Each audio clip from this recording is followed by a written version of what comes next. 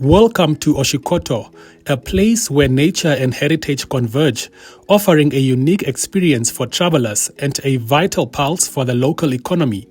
This documentary will explore the rich cultural heritage, stunning natural landscapes, and the vibrant communities of the Oshikoto region, highlighting its potential as a premier travel destination.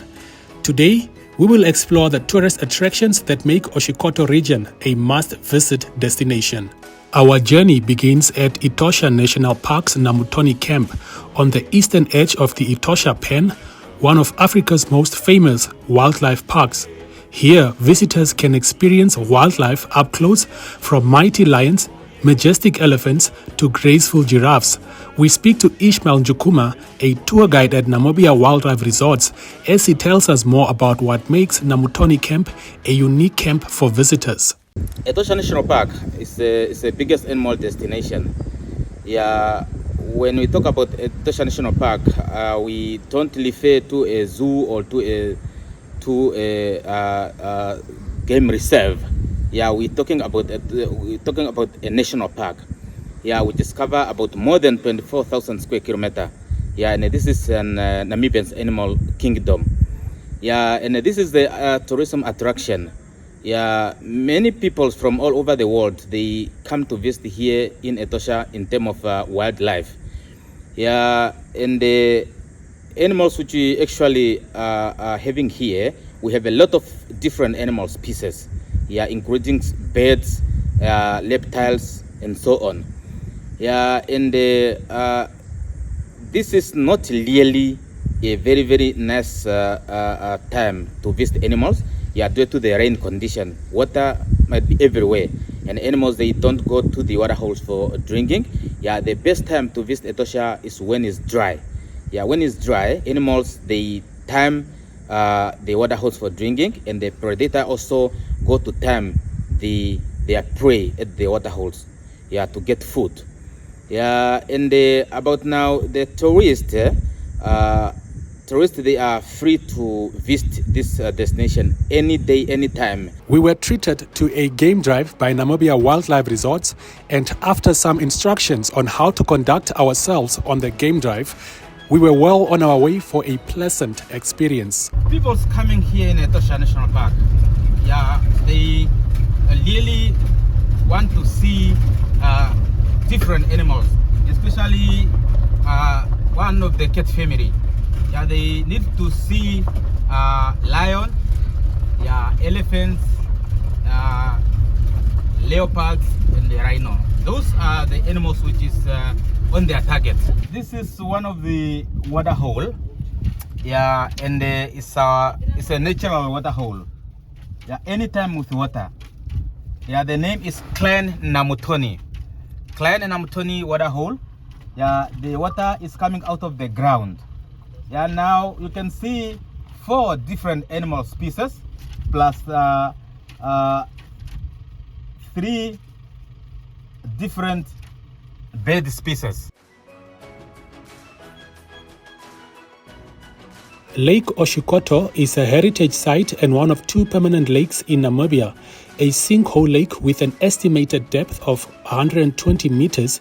During World War I, German troops dumped 30 artillery pieces and more than 400 boxes of ammunition and other war materials in the lake before surrendering to the South African and British troops.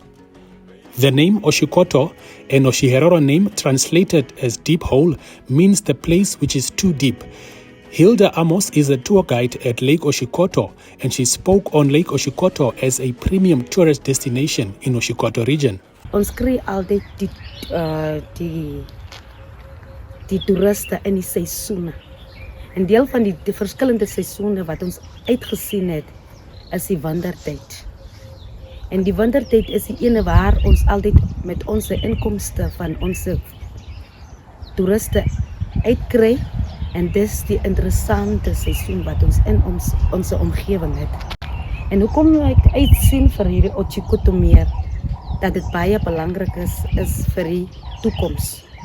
En oor die toekoms sien ons uit oor die geskiedenis wat hulle oor vir ons gelos het, oor die wapens wat ingegooi is, en ook die natuurlikheid van haar.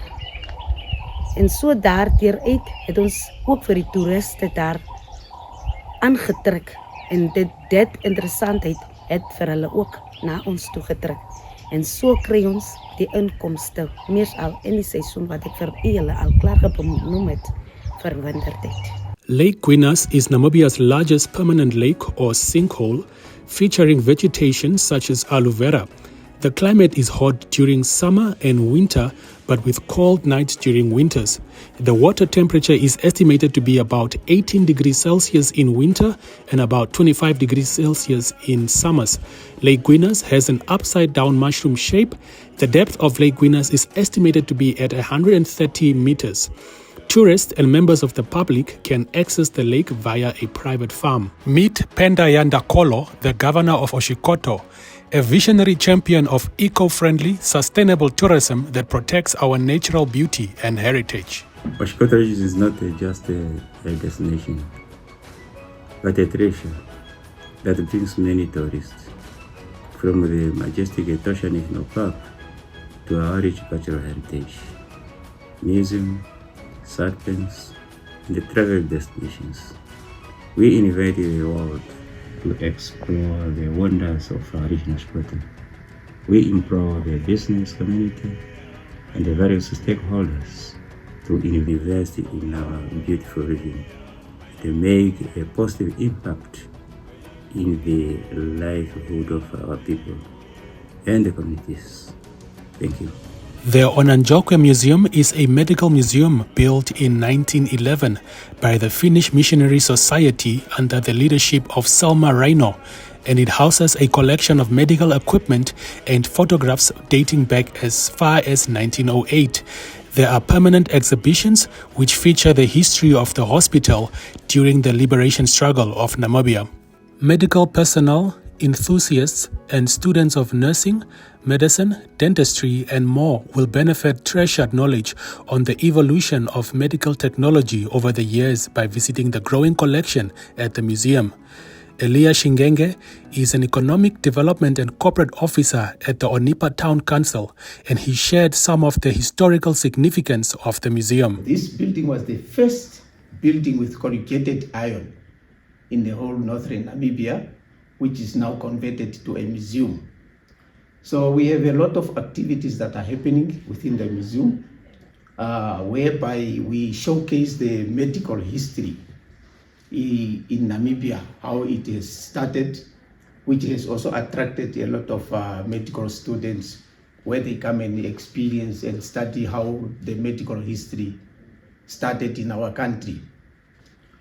So we showcase a lot of artifacts for medical equipment in the museum, something that is really inspiring a lot of medical students in Namibia. We do receive tourism coming to our medical museum, especially, but most of our tourists, they are foreign tourists, especially tourists from Finland, because they are our partners. They are the founder of Onipa, so to say. From Germany, from Switzerland, and most of our tourists are from outside of the country. We really need to encourage domestic tourism. So we want people really to make use of our facilities as Namibians to experience. And then whenever you go even out of the country, you know your country very well, because you cannot market your country while you are not, well experienced, of your own country. So it's really imperative. The museum is set in one of the oldest buildings in the Onanjokwe Hospital, which is over 100 years old. The museum showcases Namibia's technological evolution in the medical industry for over 100 years and the work of the Finnish missionary in Namibia, and documents how Namibians contributed to the development of Namibia's medical history in the north. Looking at this one, this dress, this was the uniform of the nurses. So this object is just a demonstration, when the medical or when the nurses are conducting their training. So this is just the illustrations of the human body structure. And you look at the bowlets, how they will looking like as well. Yes, and as you see this clock, it's more than 100 years and still in a very good shape. Looking at its material, it's so quality. And here we have the first training nurses. They were playing netball. It was the netball team during that time. So that's why I'm saying the doctor was not only concentrating on treatment, but also on the wellness of the people. Situated within the Onipa constituency, the museum offers a fascinating journey through medical history, showcasing how far we've come in the advancement of healthcare. Olukonda is home to Nakambale Museum. The building originally served as the residence of Finnish missionary Martti Routanen and his family. In 1889, Routanen built the first church building of northern Namibia at Olukonda. Today, the church is mainly used during wedding ceremonies. The museum aims to introduce the history of the church and the Finnish mission of the North to the public. And this church is not used anymore for church service. We have a new church over there. Every Sunday morning we go to that church. This church now we use for special occasions because it's a part of the museum. Like those who want to marry in this church, we are welcoming them to do it here. Yes, we are welcoming them to do it here. The mission house displays exhibitions on various topics, including the old missionary architecture, the Routanen family, Olukonda, the development of the church, everyday missionary life, traditional musical instruments, decorations, toys, household utensils, livelihoods, and the political history of Ovamboland and the kings of the north. Here you can see the picture of the first Finnish missionaries and the Routanen state, Nakambale state. And then here you can see where the name Nakambale is coming from. They thought you wearing a long way, so if you are turning like this, it looks like a basket. After renovations to the museum building in 1995 were complete, the site, including the old church and graveyard, was declared a museum and national monument. Next to the church is the Nakambale Cemetery, as it is known. It is where Martti Routanen, who died in 1926, is buried, along with some of his family members, and a number of Ondonga kings are laid to rest. In the museum, we have one part about the history for the missionary, the history for the church, and also the culture. The other side is about the culture, where you can see some of the old items that was used by Ovambo people, or how Ovambo people were dressing at the old time. And we have also a church. We used to take the people to see the church, the first church in Ovamboland, that built in 1889. By Martti Routanen, one of the first Finnish missionaries, who named it Nakambale by Ovambo people because his head looks like a basket. They thought he was wearing a long way. And then the basket in Oshivambo language, we call it Okambale. The basket that we used to weaving with macaroni palm leaves, and we call it Okambale. That's why Ovambo people, they named him Nakambale, because his head looks like a basket. See, Ovambo people, they like nicknames. Okay, and we have also accommodation. We have 20 rooms where we can accommodating our people or our tourists. And we have a camping site where we can also let the people to camp. Those who are not having time to stay in the room, or maybe the room is full, and then they can use our camping area with their own camping equipment. Nakambale has become a very popular place for many international tourists. I'm interested in Namibia because I'm interested in the kind of life of people in this part of the world. I've never been to the southern part of Africa, so I'm interested in the art of living, and I'm interested, of course, in the wildlife.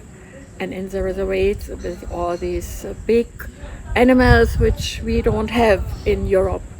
My interest is to see the land and the animals and the other culture. And this morning we had an excursion and a very nice introduction to the traditional life here in Namibia. King Nehale Conservancy in northern Namibia promotes wildlife conservation and sustainable tourism, empowering the local community to manage resources and improve livelihoods while preserving culture and nature for future generations. The Conservancy chairperson, Edward Amuelo, shares more on their work. Okay, Conservancy is an idea that was brought up by the Ministry of Environment to help the community take care of the natural resources that we have. That is now our animals that are sharing the area with the community. What we basically do, we teach the community to learn to respect the animals, to live with them in harmony, and to protect them. The Conservancy also has a craft shop named Tulongeni Crafts, which sells craft and artwork made by the members of the community. Johanna Johannes, sales assistant at the craft shop, highlighted the role the craft center plays in the tourism sector. Tulongeni Crafts is on the B1 road, just 7 kilometers away from town, from Umsia town, when you are facing to Oshivelo. So you can come here and buy a lot of things here. And most of our customers are foreigners. When they are passing by to Etosha National Park, they usually stop here and make shopping here. And also our local people, they're also supporting us, especially some baskets that black people use to gifting or put gifts when they are going to visit their friends. They normally use these things. They put a gift inside, then they cover. And our local people, they used to buy this. While the foreigners, they usually buy this small item that can fit in their suitcase because they are traveling. And yeah, we have a lot of things. There's jewelry that made from papers. We have